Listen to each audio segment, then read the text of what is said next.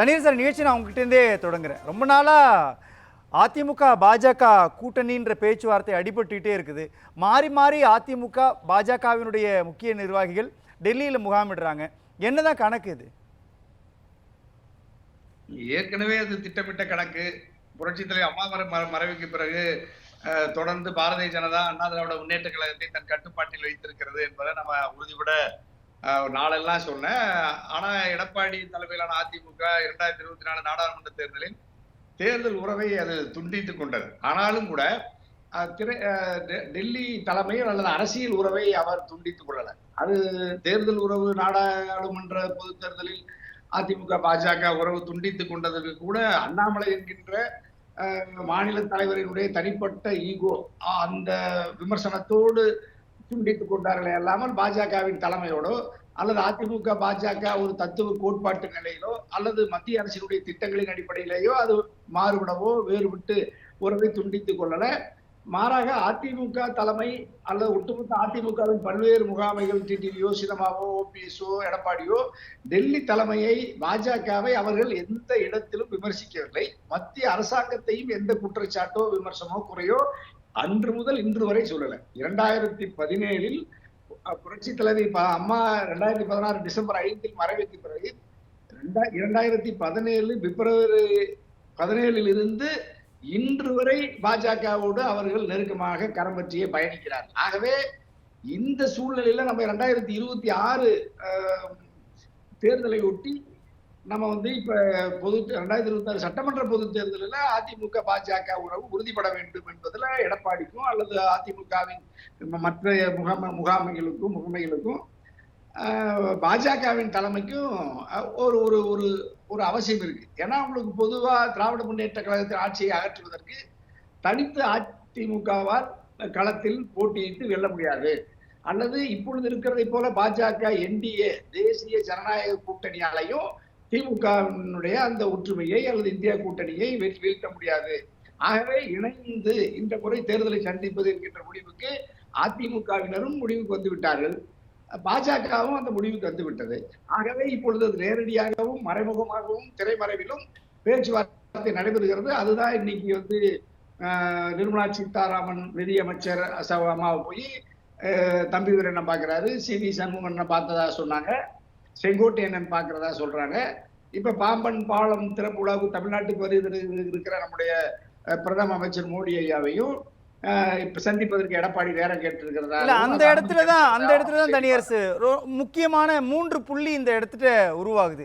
ஏற்கனவே டெல்லியில போய் சந்தித்ததுக்கு பிறகு ஏன் மீண்டும் 6ஆம் தேதி பிரதமர் நரேந்திர மோடியை அதிமுகவினுடைய பொதுச் செயலாளர் சந்திக்க வேண்டிய தேவை எங்கிருந்து வந்துச்சுன்னு ஒரு கேள்வி. 2வது, அதிமுக பாஜகவினுடைய கூட்டணி சம்பந்தமான விஷயங்கள்ல வெளிப்படைத்தன்மையை கடைபிடிக்க அதிமுக ஏன் மறுக்குது? எஸ் ஆர் நோ சொல்லிட்டு கடந்து போகலாம் இல்லையா? ஏன் இந்த ஒரு மறைவு ஒரு கூட்டணி சம்பந்தமான விஷயத்தில் வெளிப்படைத்தன்மை இல்லை? 2, 3வது, அண்ணாமலை மாற்றப்படுவதற்கான வாய்ப்பு இருக்குது அப்படின்ற ஒரு பேச்சும் இதனூட விமர்சிக்கப்படுது இல்லையா? இந்த 3 அம்சங்களை பத்தி பேசுங்களேன். இல்ல நீங்க இப்ப பிரதமர் தமிழ்நாட்டுக்கு வருகிறார். பிரதான எதிர்கட்சி தலைவர் எடப்பாடியார் நான் நிர்வாக நிலைக்காக அமித்ஷாவை எப்படி சந்தித்ததாக சொல்லுகிறாரோ அதே போல பிரதமரையும் நான் சந்திப்பதற்கு நேரம் கேட்டிருக்கிறேன் கூட நாளை சொல்லி தப்பித்துக் கொள்ள முடியும்.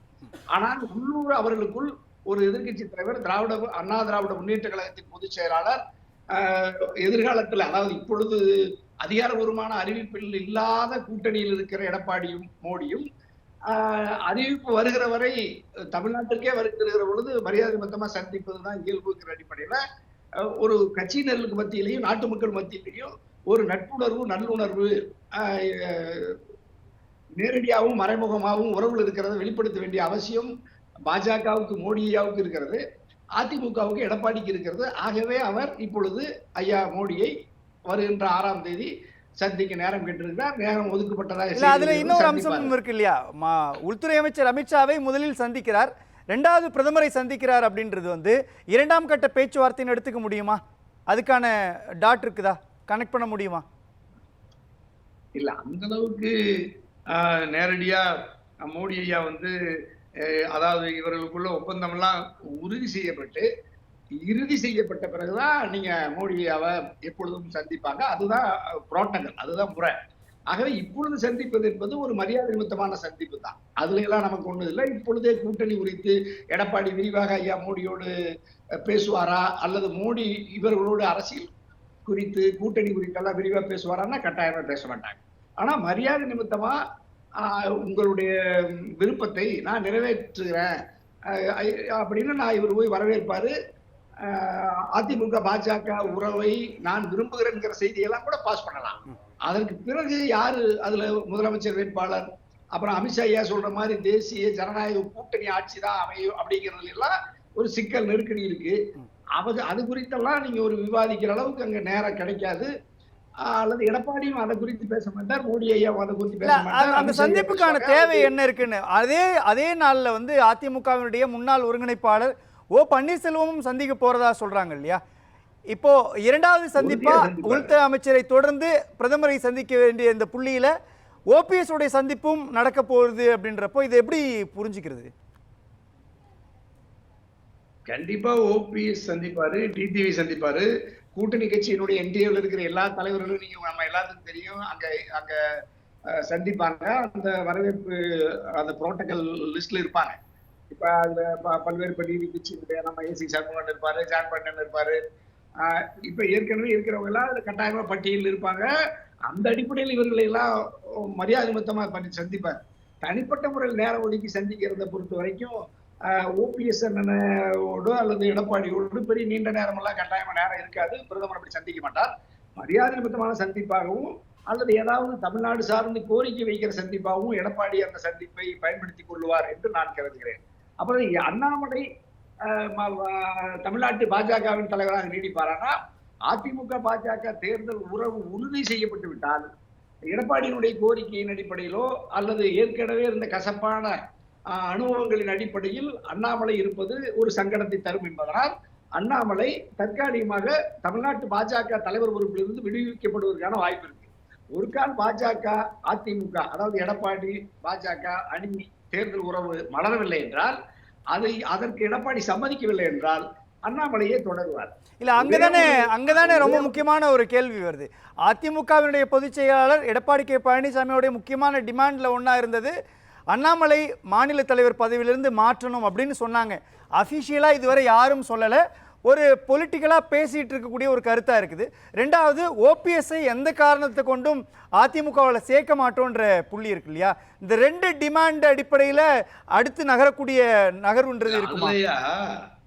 இல்ல அதுலதான் ரொம்ப கவனமா பாஜகவுக்கு அது என்ன பலம்னா ஐயா, ஓபிஎஸ் நேரடியாக அதிமுகவில் அவருக்கான இடத்தை, அவருக்கான ஸ்பேஸ், அதற்கான அந்த பதவியை ஒரு தகுதியான இடத்துல கொண்டு வந்து நிறுத்துவதில் பாஜகவுக்கு விருப்பம் இருக்காது. பாஜகவை பொறுத்தவரை அண்ணன் ஓபிஎஸ் வெளியிருந்து பாஜகவை ஆதரிக்கணும், அமமுக டிடிவி வெளியிருந்து பாஜகவை ஆதரிக்கணும், சின்னம்மாவும் அப்படியே ஆதரிக்கணும், எடப்பாடியும் வெளியிருந்து ஆதரிக்கணும். இந்த 4 முனைகளாக அவர்கள் இருக்கிற வரைதான் பாஜகவின் தயவை, பாஜகவின் கருணையை, பாஜகவிற்கு கட்டுப்பட்டு இந்த அதிமுகவை அவர்களால் இயக்க முடியும் என்பதனால் பாஜக மிகுந்த தந்திரத்தோடு இவர்களை தனித்தனியாக பராமரித்துக் கொண்டு 4 பேருமே பாஜக வாழ்க, மோடி வாழ்க, அமித்ஷா வாழ்க என்று சொல்ல வைக்கிறார்கள். இதுதான் அதிமுகவுடைய வரலாற்றில் முன் எப்பொழுதும் இல்லாத மிகப்பெரிய வீழ்ச்சி, மிகப்பெரிய சரிவு, மிகப்பெரிய அவமானம்னே சொல்லலாதே.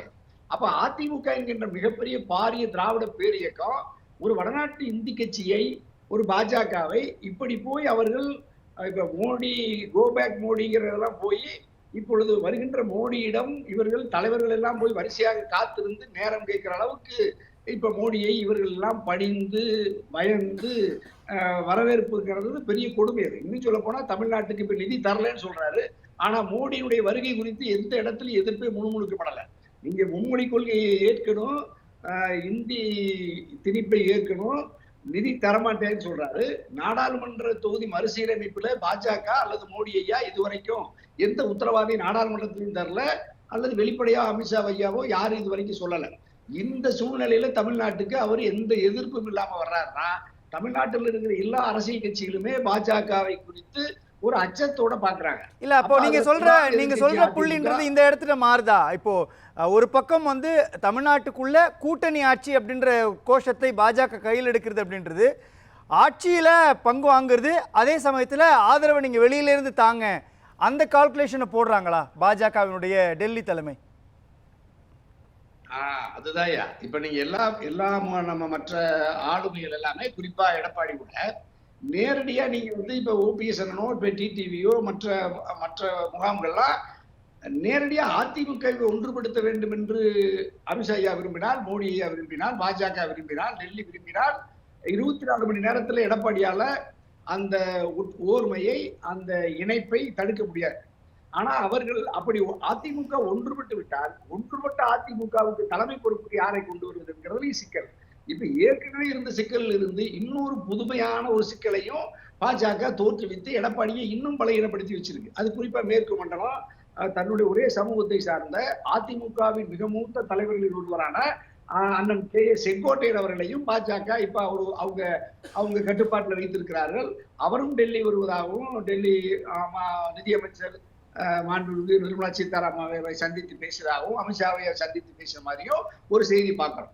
அப்ப ஏற்கனவே இருக்கிற 4 முனையிலிருந்து இன்னொரு துண்டாக 5வது முனையையும் உருவாக்கி பாஜக அரவணைத்து பாதுகாக்கிறது. ஒரு புறம் எடப்பாடியோடு தேர்தல் உறவுக்கு பேசுகிறது, இன்னொரு புறம் அதிமுகவை எடப்பாடிக்கு பலகீனப்படுத்துகிற முயற்சியிலையும் பாஜக இறங்குகிறது.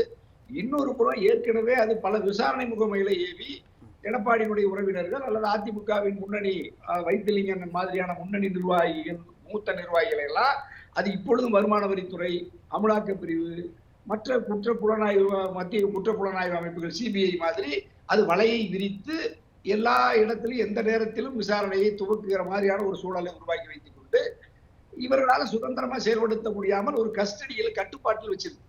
அப்ப இவர்கள் வந்து வழக்குகளுக்கு அஞ்சி, நடவடிக்கைகளுக்கு அஞ்சி இவ்வளவு பெரிய பாரிய அண்ணா திராவிட முன்னேற்ற கழகம், தந்தை பெரியார், பேரறிஞர் அண்ணா, புரட்சி தலைவர் அப்பா, கட்டி காத்த மகத்தான மக்கள் பேரியக்கம் இப்ப பாஜகவினுடைய நிழலில் அதனுடைய கருணையில் வாழ வேண்டிய ஒரு நெருக்கடி இருக்கு.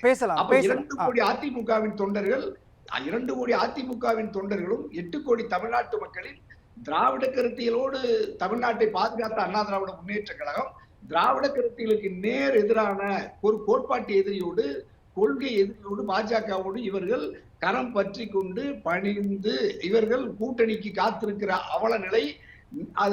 அதை எண்ணி தமிழ்நாட்டு மக்களும் அதிமுக தொண்டர்களும் ஒரு ஏக்கத்தோடு வேதனையோடு பாக்குறாங்க. ஆகவே அதிமுக டிடிவியோ, சின்னமாவோ, ஓபிஎஸோ, எடப்பாடியோ இவர்கள் ஒன்றுபட்டு ஒரு வலிமையான அதிமுகவை வழிநடத்த வேண்டும் என்கின்ற மக்களின் கோரிக்கையும் தொண்டரின் கோரிக்கையும் தலைவர்கள் பரிசீலிக்க வேண்டும். பாஜகவின் கட்டுப்பாட்டில் தொடர்ந்து இப்படி நீடிக்க வேண்டும் என்பதையும் தலைவர்கள் பரிசீலிக்க வேண்டும் என்பது நாட்டு மக்களினுடைய அவாவான். பேசலாம்.